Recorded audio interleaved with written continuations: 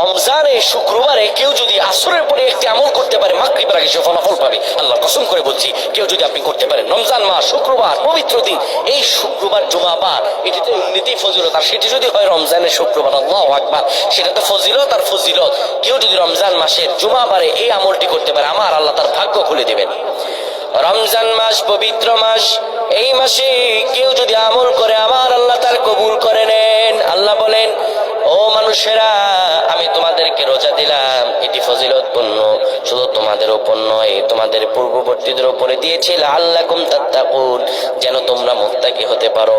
নবীজি আমার বলেন, দুআহু মুস্তাজাবুন মুদাআফ, রোজা রেখে কেউ যদি আমার আল্লাহর কাছে দোয়া করে আমার আল্লাহ তার দোয়াগুলো কবুল করে নেন।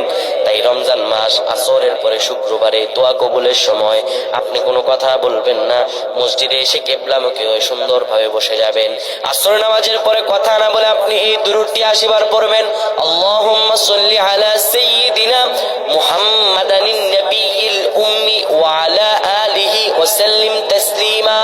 আবার বলছি, আল্লাহুম্মা সাল্লি আলা সাইয়্যিদিনা মুহাম্মাদানিন নাবিয়্যিল উম্মি ওয়া আলা আলিহি ওয়া সাল্লিম তাসলিমা। যদি আপনি করতে পারেন, আল্লাহ রাব্বুল আলামিন আপনার ভাগ্য খুলে দেবে, আপনার রিজিকের দরজা খুলে যাবে, আপনার মনের বাসনা পূরণ হয়ে যাবে ইনশাআল্লাহ, যদি আপনি আমলটি করতে পারেন।